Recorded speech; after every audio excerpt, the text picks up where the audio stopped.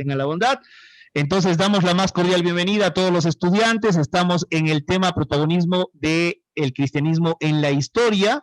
Hemos visto los contenidos y estamos viendo el primer apartado de este gran y extenso tema, y estamos analizando justamente una cita de Amos Oz.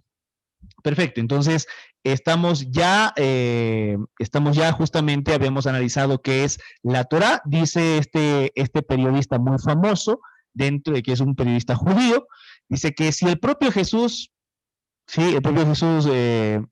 dijo explícitamente, no he venido a cambiar ni una sola letra de la Torá. Ya habíamos visto qué es la Torá. ¿Qué era la Torá, Ruth? Cuéntame. La Torá es el conjunto de libros sagrados de los judíos. Perfecto, muy bien, esa es la Torá. Si los judíos lo hubiesen aceptado, es decir, si hubiesen aceptado a Jesús, ¿ya?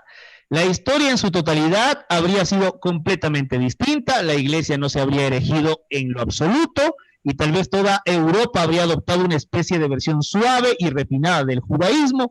Así los judíos se habrían evitado el exilio, las persecuciones, los pogromos, que son matanzas sistemáticas, saqueos, etcétera, especialmente los judíos, la Inquisición, que también exterminó a los judíos por herejes, los libelos de sangre. ¿Qué es un libelo? Por favor, vamos, Google. ¿Qué es un libelo? Libelo. Es un término que se utiliza mucho en la comunicación. ¿Qué es un libelo? Libelo, libelo, libelo, libelo. ¿Qué son los libelos? Dígame. Escrito en que se calumnia o denigra a personas, ideas o instituciones. Muy bien, entonces los libelos de sangre justamente se elaboran, que eran una especie de panfletos, de comunicados, en los que se mencionaba a las personas que debían morir por herejes, los decretos de expulsión y, por supuesto, también los grandes holocaustos, es decir, las matanzas que se llevaron a cabo por el hecho de profesar la fe judía.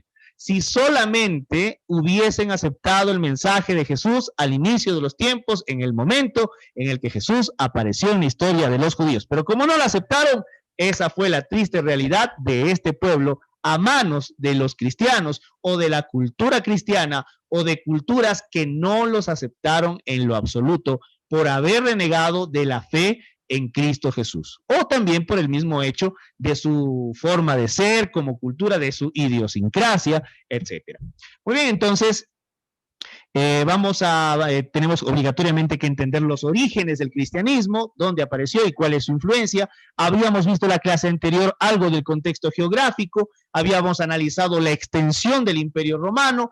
Hemos analizado también que el nacimiento de Jesús se dio en un periodo histórico concreto, que fue justamente hay una cita bíblica, una cita muy conocida, una cita recuerden, la Biblia no es un libro histórico, y eso quiero dejarlo muy en claro.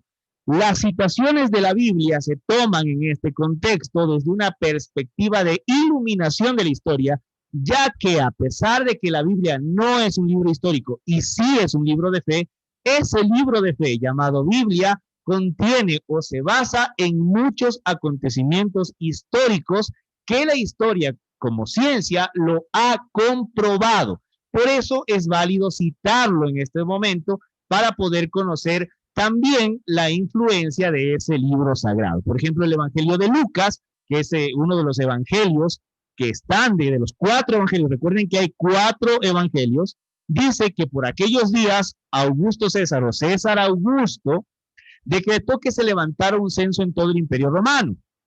Este primer censo se efectuó cuando Cirenio gobernaba en Siria.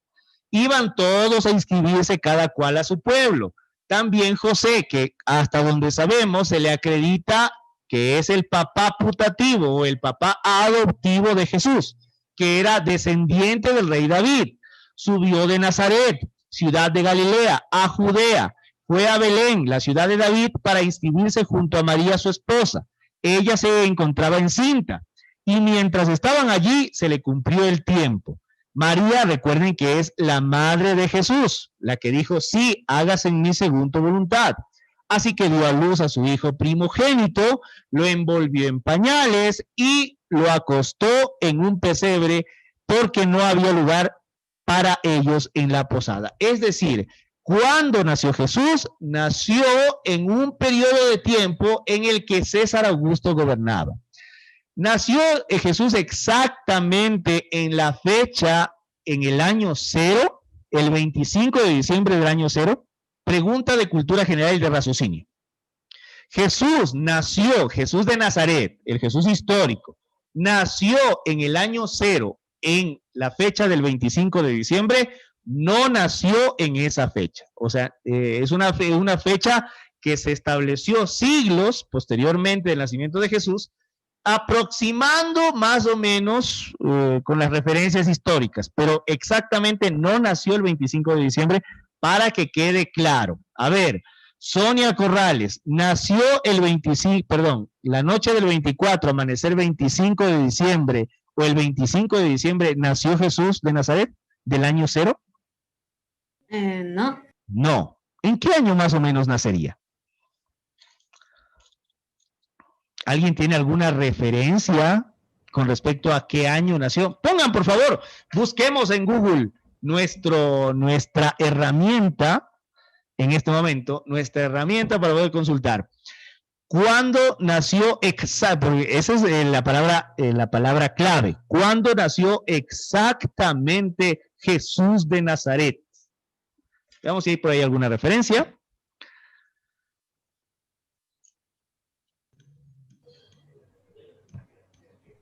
¿Cuándo nació exactamente Jesús de Nazaret?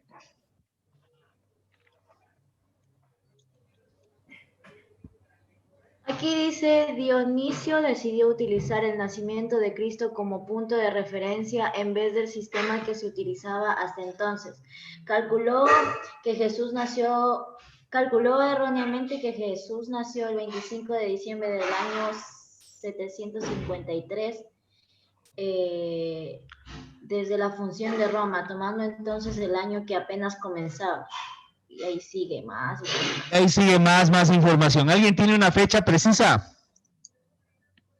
¿O alguna aproximación? Sin mayores letras, tal fecha. ¿Alguien la tiene?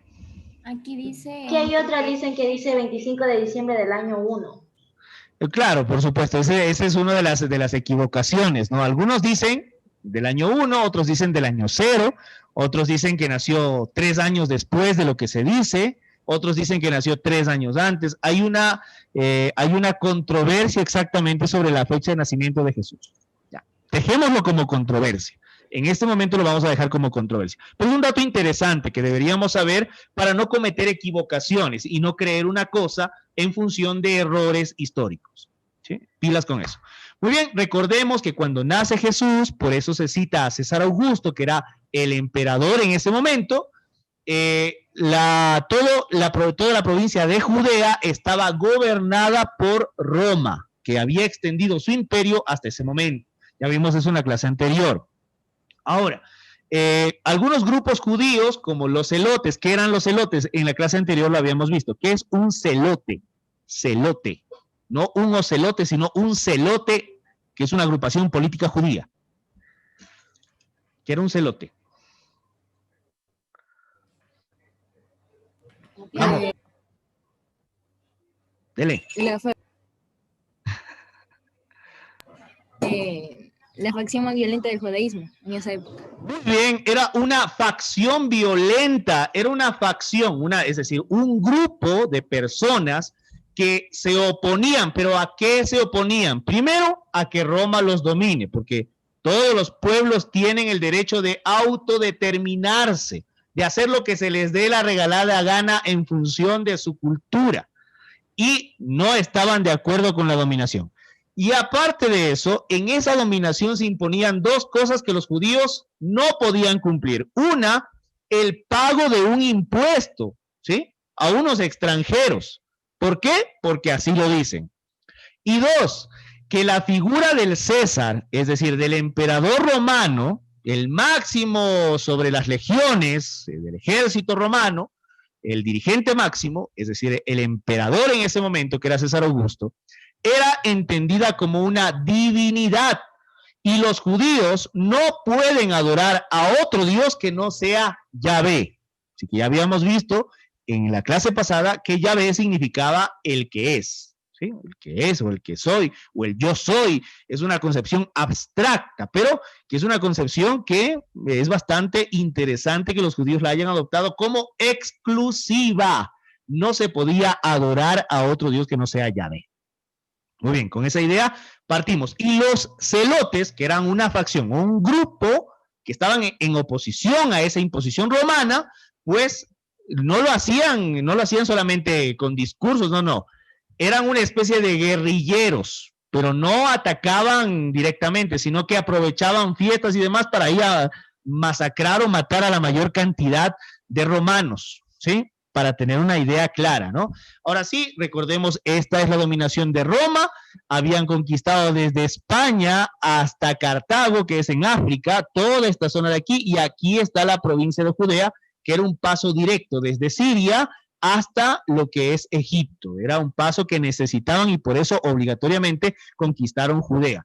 Muy bien, la organización política en el año 63 a.C., Pompeyo conquista Jerusalén, Roma procura conservar las costumbres locales, es decir, respeta la cultura judía, se reserva la política exterior, es decir, ellos mandan desde la perspectiva exterior, controla la moneda y los caminos y exige un tributo elevado. Para conseguir estos fines, se sirve de hombres fieles. En el caso de los judíos, de Herodes el Grande, que es prácticamente uno de los vasallos, pero que al mismo tiempo es rey, que es un vasallo de los romanos, ¿no? Entonces, por ejemplo, aquí hay algunas cuestiones importantes. ¿Qué debo anotar? ¿Qué debo coger como anotaciones? Que en el año 63 los romanos conquistaron la provincia de Judea o Jerusalén, que Herodes el Grande era el que gobernaba, pero al mismo tiempo servía a Roma, ¿sí? Anotación 1. Mateo, apóstol de Jesús, era cobrador de impuestos, ¿sí? Para que tengamos una idea. Era cobrador Mateo, el que escribió el Evangelio, ¿no?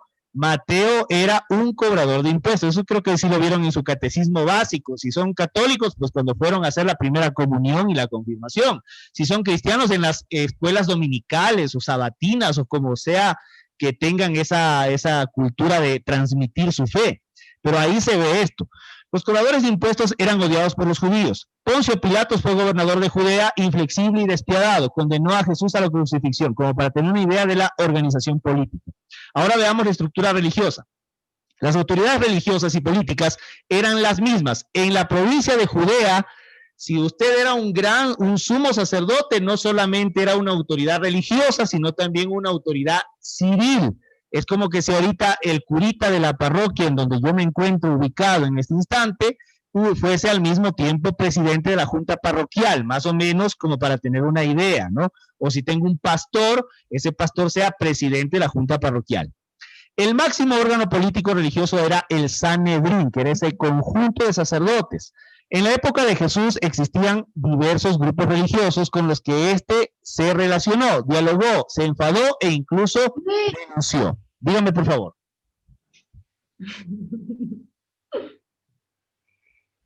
Nada. Nada. Continuemos entonces. Veamos, la estructura religiosa, recordemos que hay sumo sacerdote, que es el que prácticamente está relacionado con el rey, saduceos, sacerdotes normales, escribas, fariseos, celotas, esenios y el pueblo. En la clase anterior habíamos visto que eran los saduceos, que eran los escribas, que eran los fariseos, los celotas y los esenios. A ver, coméntenme, por favor, ¿qué son los saduceos, escribas? Indistintamente, cualquiera puede coger sus anotaciones de la clase anterior y mencionar a qué se refieren estos grupos sociales. ¡Ánimo! ¡Hablen! Profe, los saduceos tengo que son como considerados como correctos, justos. ¿Ya? ¿Qué más?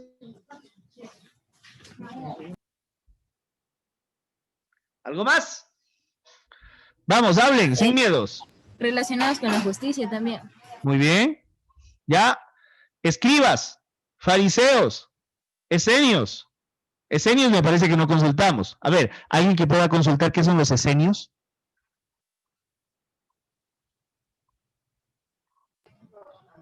Eran los miembros de una secta judía establecida probablemente desde mediados del siglo II a.C., tras la revuelta macabea, y cuya existencia hasta el siglo I está documentada por distintas fuentes. Ya, muy bien, listo. Es una secta, ¿no? Es una especie de forma de pensar distinta. Muy bien, tenemos al pueblo, por supuesto, que eran agricultores, comerciantes y demás. Ahora, aquí hay una acotación importante. Cada grupo socio-religioso, porque aquí no hay una estructura socioeconómica como nuestra estructura, ricos, clase media, etcétera, sino aquí hay una estructura socio-religiosa. Es una cuestión muy importante de analizar. Tenía una idea propia del Mesías, y esto es un tema importante que también se ve dentro de lo que es el pueblo judío. El Mesías, el enviado de Dios, el ungido, el que tiene que venir a salvar al pueblo judío del pecado que lleva impreso en la carne, que es el pecado original. Y también los más olvidados, el pueblo, las mujeres y los marginados. Es decir, ojo con esto, miren que las mujeres están al mismo nivel de los marginados, que eran los enfermos o los pobres extremos, porque en el pueblo judío recuerden que la pobreza es vista como un castigo divino. Por eso es que el pueblo o los judíos en el mundo hoy son el grupo socioeconómico más importante. Casi todos los ricos del mundo son judíos, ¿sí? Precisamente por la avaricia de los judíos es que Hitler se justificó para masacrarlos. Recuerden, este aspecto es una cuestión que debemos analizarla, ¿no? La pobreza en el pueblo judío es vista como un castigo de Dios. Incluso ser mujer es un castigo de Dios porque también eres parte de los marginados de Dios. Incluso el hecho de que se mencione a María en los evangelios es un adelanto y una especie de ruptura cultural, porque mencionar a una mujer en los textos sagrados es una especie de vergüenza, porque también son vistas como un pueblo marginado, ¿sí? A pesar de que hay, por supuesto, algunas mujeres notables dentro de la Sagrada Escritura de la Biblia, como Ruth, ¿sí? Ejemplo, ¿no? Listo. Muy bien, vamos ahora sí a las clases sociales.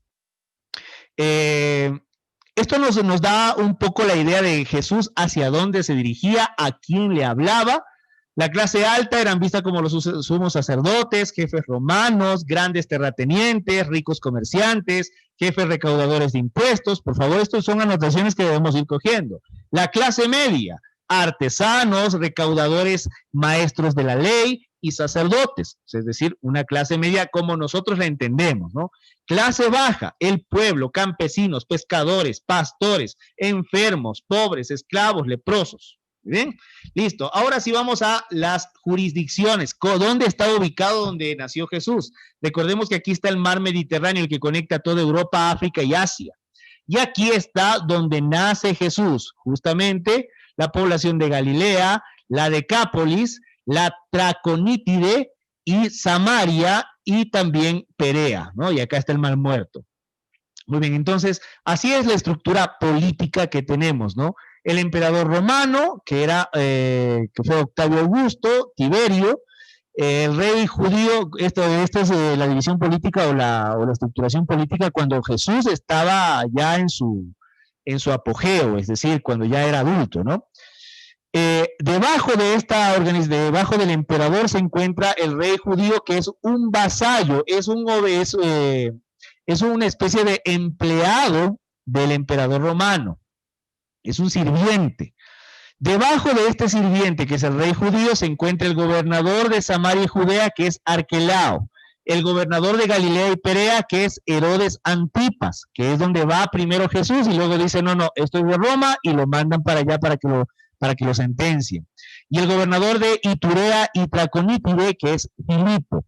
Y debajo del gobernador de Samaria y Judea está el procurador romano, que es a donde mandan a Jesús, que es Poncio Pilatos. Entonces, ya tenemos una idea clara de cómo está organizado políticamente y cómo está establecido todo este sector en donde se desarrolló la vida de Jesús de Nazaret. Muy bien, ahora vamos a ver un tema que es un tema muy simpático, que tiene que ver con la promesa del Mesías. Por este motivo, se considera que Jesús no puede ser el Mesías. Es decir, los judíos, ellos piensan hasta el día de hoy, que es una religión de la cual nace el cristianismo, los judíos piensan hasta el día de hoy que Jesús de Nazaret no es el Mesías.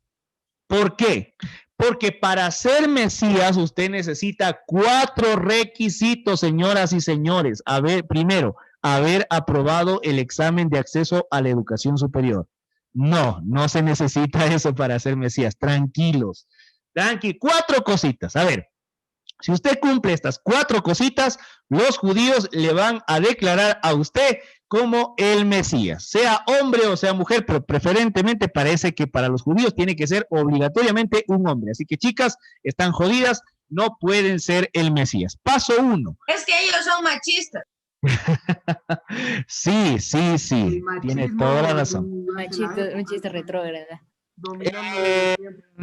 Es su cultura. Fíjense que con una mujer no viven y todavía están hechos los machistas. Bueno, es que esa es nuestra cultura, mi querida Daniela, me parece que estaba hablando, ¿no? Es nuestra cultura. Como nosotros, por ejemplo, nuestra cultura, que es una de occidente latinoamericano, romantizada, idolatrando a la mujer, porque nosotros tenemos raíces no solamente españolas, sino raíces propiamente de pueblos aborígenes que adoraban a la madre tierra y la mujer era vista como un ser casi divino. Sí, nosotros sí, pero otras culturas en las que las mujeres han sido relegadas desde el inicio de los tiempos, pues no. En esas culturas la mujer se ha pasado a un segundo plano o a una cuestión que no se considera importante dentro de la sociedad, ¿no? Entonces, como para tenerlo claro. Ahora bien, perfecto, por ahí tengo una pregunta o un chat que se inicia, dice Daniela la crack. Sí puede ser, ¿no? No sé si será cierto que Daniela sea la crack, pero hay que verlo, eso se comprueba con los hechos, si no, no se puede comprobar.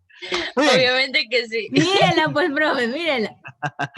Listo, a ver, señoras y señores, paso 1 para ser Mesías, construir el tercer templo, porque el primer templo lo construyó Salomón, el templo de Jerusalén. El segundo templo lo construyó el rey Herodes el Grande. Pero estos fueron destruidos en las diferentes, en la invasión de Roma, por ejemplo, fue destruido, y se dice que el Mesías tiene que volverlo a construir, ¿sí? Primera cosa, y Jesús no hizo eso. Incluso entró al templo y empezó a mandar a todo el mundo con un látigo y un fuete, diciendo que eso habían hecho, era una casa de oración y ahora era un negocio, un prostíbulo. Muy bien. Paso 2, para ser Mesías.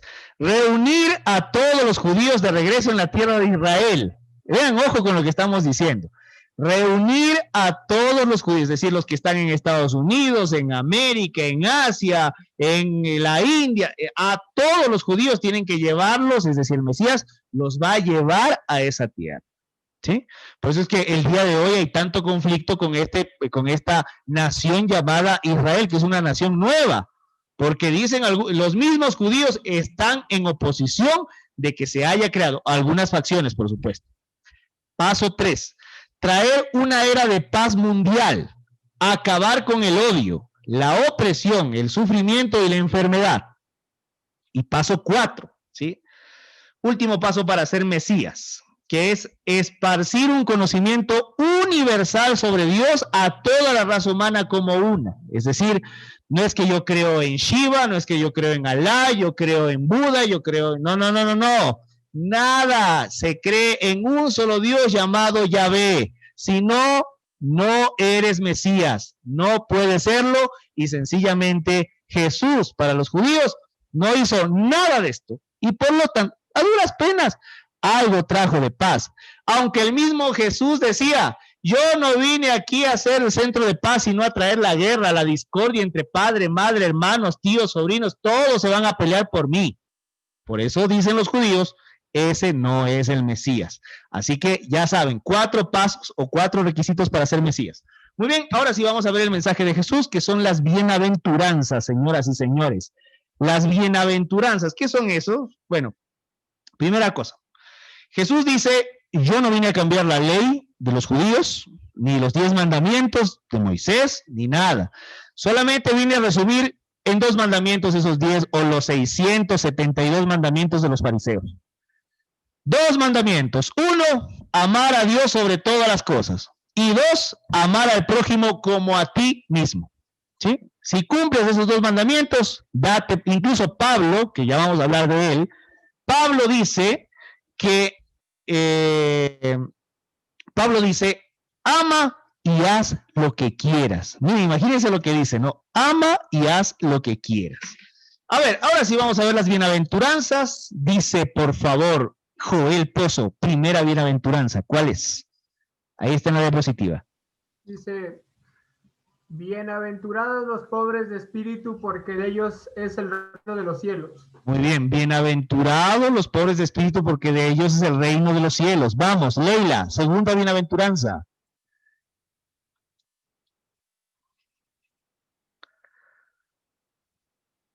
Pilas, rápido. Léela.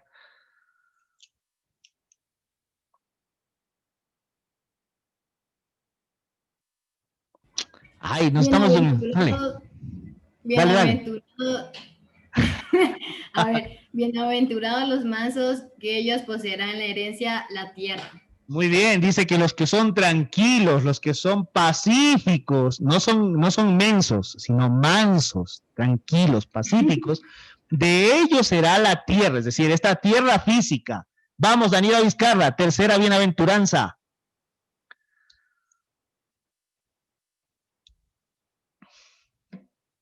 ¿Qué fue, Dani? ¿Estás ahí o no estás? Si no te saco. No estás, ahora te saco. Vamos, Sonia Corrales, tercera bienaventuranza. Dale. Bienaventurados los que lloran, porque ellos serán consolados. Muy bien, listo. Vamos, Henry Corrales, cuarta bienaventuranza. Bienaventurados los que tienen hambre y sed de justicia, porque ellos serán saciados. Muy bien, Kelly León, quinta bienaventuranza.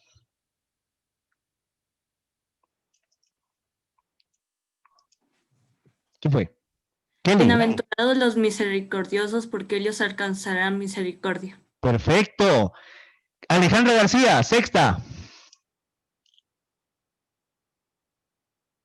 Ya, bienaventurados los limpios de corazón, porque ellos verán a Dios. Muy bien. Séptima. Veamos, Vanessa López. Verán que dice que los limpios de corazón, ojo, los limpios de corazón verán a Dios, así cara a cara, y no se morirán.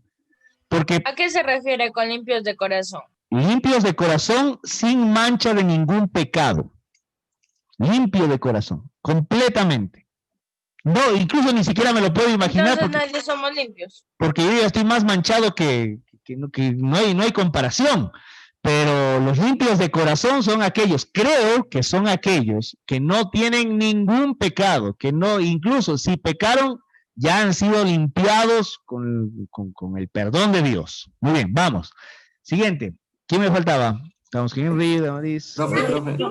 Dale. Bienaventurados los que buscan la paz, porque ellos serán llamados hijos de Dios. Muy bien, los que buscan la paz. Siguiente, Inés Tenelema. Inés, vamos, siguiente bienaventuranza.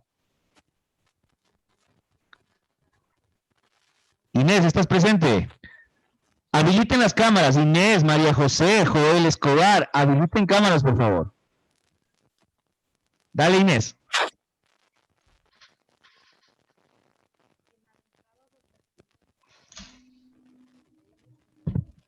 ¿Qué fue?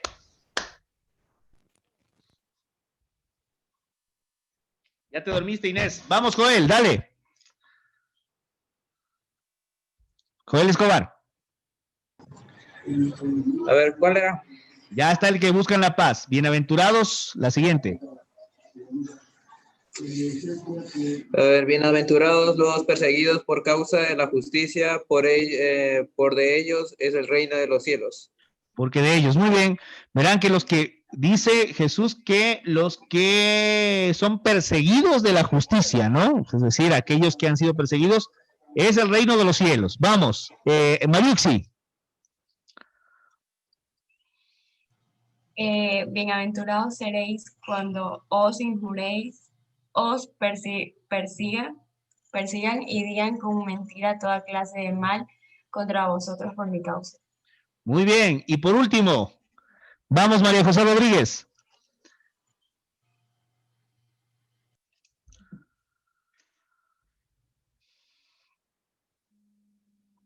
María José, ¿qué fue? Le puede bajar un poquito, Alison, porque no se ve. ¿No se ve la diapositiva? Ya, yo la leo. O sea, la parte que me toca leer. Dice, alegraos y regocijaos porque vuestra recompensa será grande en los cielos. Ese es el resumen de la enseñanza de Jesús. Claro que dijo muchas otras cosas, pero que por extensión, y ya es un estudio profundo que ustedes deben realizar si así lo quieren. Por mí, solamente es una idea básica que necesitamos o debemos tener sobre la enseñanza de Jesús. Pasión y muerte de Jesús, otro tema que está dentro de la explicación general. ¿Cómo murió? A ver, ahí está. Primera estación, Jesús es condenado a muerte. ¿Pero por qué lo condenan a muerte? Porque no se toleraba que Jesús sea tan controversial que haga cuestiones que molestaban a las autoridades religiosas judías. Por ejemplo, ir a botar las mesas del templo, ¿sí? Decirle a la gente que no es necesario que pague impuestos, porque así se entendió la enseñanza. Criticar a los fariseos porque eran muy curuchupas, muy conservadores, todo querían hacerlo según la ley. Y estar siempre junto con prostitutas y ladrones. Y por último, lo que más les cabreó es que lo montaron en un burro y la gente empezó a aplaudirlo como si fuera un rey. Y eso atentaba contra la cultura mesiánica y también contra lo que los romanos exigían sobre el comportamiento de los judíos, ¿ya? Para que lo tengamos claro. Entonces Jesús se lo condena a muerte, ¿sí? Primero lo hace el Sanedrín, aunque los judíos modernos, los judíos de hoy, dicen, los historiadores judíos, dicen que los judíos del Sanedrín no pudieron haberlo condenado, ¿sí? Déjenme ver, hay alguien esperando la admisión. ¿Ya? Perfecto. Listo. Vamos ahora sí. Después de que es condenado, le ponen una cruz. Esta cruz tiene que cargarla hasta, y ojo, se lo condena a muerte. Y esto es una cosa impresionante, porque por andar ahí haciendo sus vainas, Jesús, andar ahí predicando algunas cosas sobre el amor, la paz y también haciendo algunas cuestiones controversiales, se lo condena a muerte. O sea, a duras penas, tal vez unos latigazos como para que se comporte, pero no, se lo condena a muerte. Y muy bien, en esta condena se lo lleva y se lo va a colgar en el estilo romano de la crucifixión, que era colgarlo, algunas veces dejar que se deshidrate y dejar que se muera de hambre, y en otras ocasiones quebrarle las piernas, clavarlo a la cruz y dejar que se muera, y en la ocasión de Jesús hasta le clavaron una lanza para que se muera rápido. Muy bien, Jesús va cargando su cruz hasta el monte llamado Calvario y cae por primera vez, luego se encuentra con su madre, luego se encuentra con un discípulo que le ayuda a cargar la cruz, que es Simón de Cirene, o bueno, no un discípulo, sino alguien que estaba pasando por ahí, porque los discípulos se les hizo así, se fueron. Encuentra a una chica que se llama Verónica, luego ella le limpia el rostro, Jesús cae por segunda vez del peso de la cruz, ya estaba golpeado porque lo azotaron primero, Jesús consuela a las mujeres de Jerusalén para que se tranquilicen porque lloraban las pobrecitas, Jesús cae por tercera vez, Jesús es despojado de sus vestiduras, Jesús es crucificado, Jesús muere en la cruz, Jesús es llevado al sepulcro y es puesto y sepultado completamente. O sea, esa es el ciclo como Jesús, después de haber predicado, después de haber hecho muchísimas cosas durante 3 años, después de haber tenido discípulos, muere en la cruz sentenciado por los romanos. Es una sentencia romana, porque si hubiese sido una sentencia por haber incumplido la ley de la Torá y la ley de los 10 mandamientos, o cualquiera de las leyes que exigía el pueblo judío, hubiese sido apedreado, no hubiese sido masacrado, muerto en la cruz, que era un castigo judío. Muy bien, ahora sí, hasta aquí, señoras y señores, se nos acabó el tiempo. Les agradezco por la atención que me han prestado en esta primera parte. Lo dejamos para el día de mañana, esta segunda parte, que si es posible, lo haremos repetiremos la clase unos para la mañana, después de haber hecho el tutorial de cómo inscribirse, y otro en